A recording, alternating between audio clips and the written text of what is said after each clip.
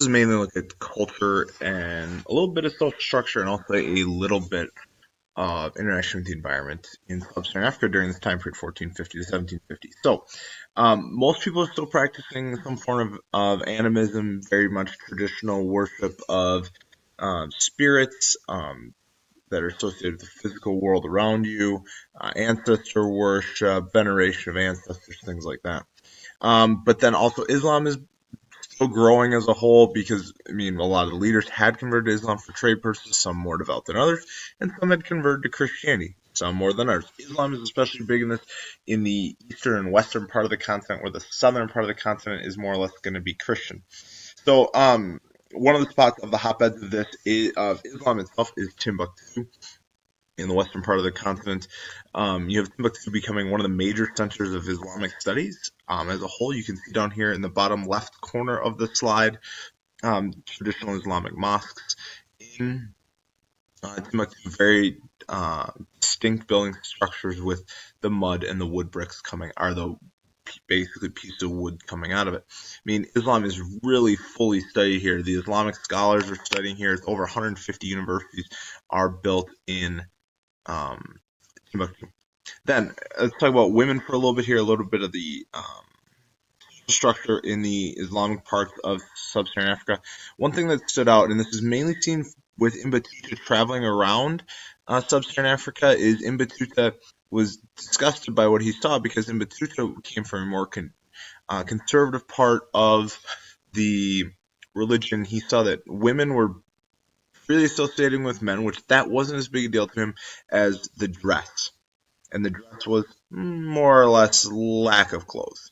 And so he basically is going to start to speak out against that.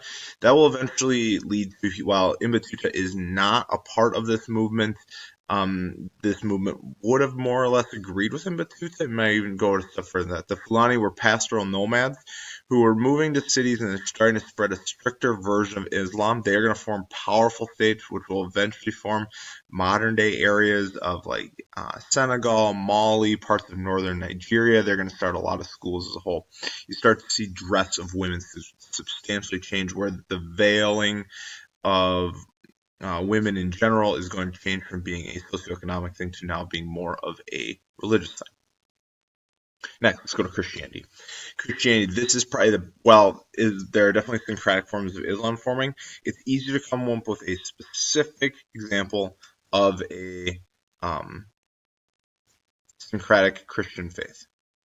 That syncretic faith is the Anotia movement, mainly in the Congo. Now, Africans would regard Christian missionaries as more magicians, so they would wear crosses to ward off eerie spirits. It's basically what Africans have seen Christian missionaries as.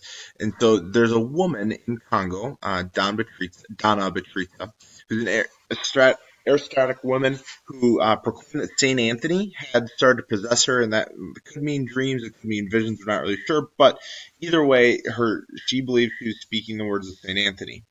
She'd been a popular saint among the Portuguese, so she immediately starts to gain some foothold within the Portuguese, but not nearly as much as the Congolese.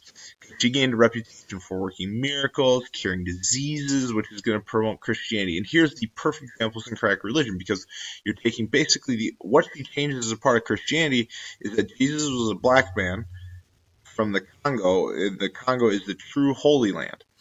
That's really the only part she changed.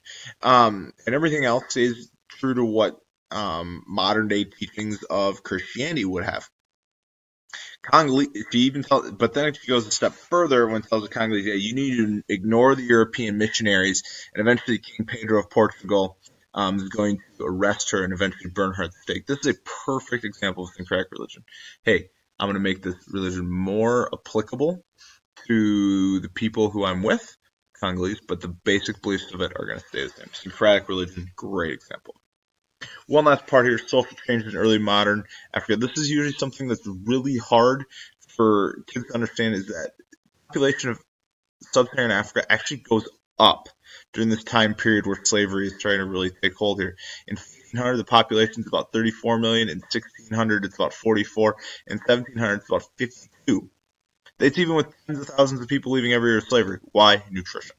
Nutrition is a huge part of it. You have bananas, yams, rice, millet are huge crops growing here, and they really nutrition takes over. Why?